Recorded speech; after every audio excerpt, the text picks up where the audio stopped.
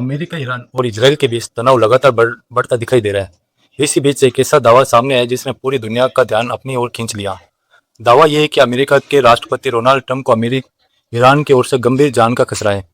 कुछ रिपोर्टों में कहा गया है कि ट्रंप कथित तौर पर उन लोगों की सूची में शामिल है जिन्हें निशाना बनाया जा सकता है।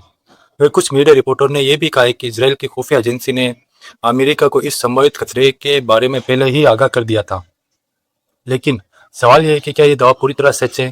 क्या वास्तव में ईरान ट्रंप को निशाना बनाने की योजना बना रहा है, या फिर यह केवल एक सुरक्षा आकलन है, राजनीतिक बयानबाजी और राजनीतिक दबाव का हिस्सा है?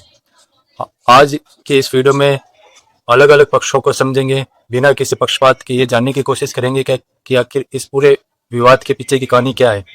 कई अंतर्राष्ट्रीय मीडिया रिपोर्टरों के अनुसार इजरायल की खुफिया एजेंसी ने अमेरिका के साथ ऐसी जानकारी साझा की जिसमें कहा गया है कि डोनाल्ड ट्रंप को संभावित खतरा हो सकता है। बताया गया है कि ईरान समर्थित तथ्य या उनसे जुड़े हुए समूह ट्रंप के खिलाफ बदले की भावना रखते हैं।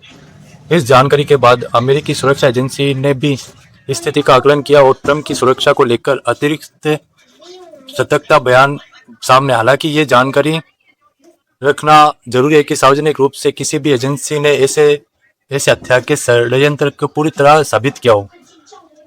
एक सार्वजनिक कार्यक्रम और बाद में नाटो शिखर सम्मेलन के दौरान ट्रंप ने कहा कि उन्हें लगातार खतरे मिलते रहते हैं।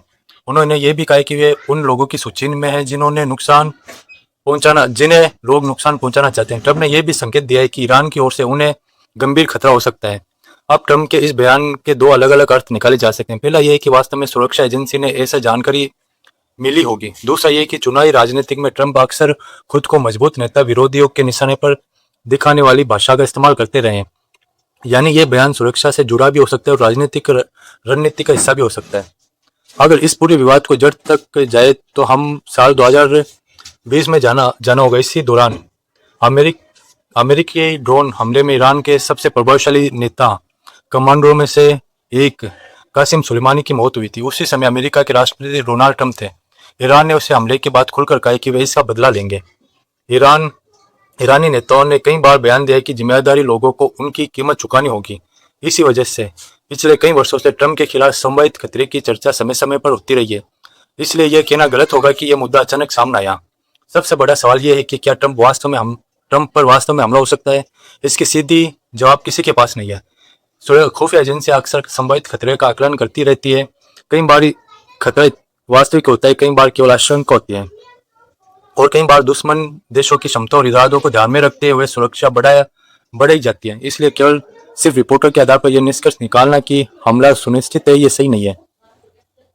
इस पूरे मामले में एक और बात सामने आई। ईरान के एक बड़े धार्मिक कार्यक्रम और अंतिम यात्रा के दौरान कुछ लोगों के द्वारा अमेरिकी विरोधी और ट्रंप विरोधी नारे लगाए गए। कुछ मीडिया रिपोर्टों ने यह दावा किया। इन रिपोर्टों को देखकर अमेरिकी पक्षों में खतरे और भी संभावित गंभीरता हो सकती है, लेकिन यह भी एक महत्वपूर्ण अंतर समझना जरूरी है। किसी भी भीड़ में लगे नारे और किसी सरकार की आधिकारिक नीति एक जैसी नहीं होती।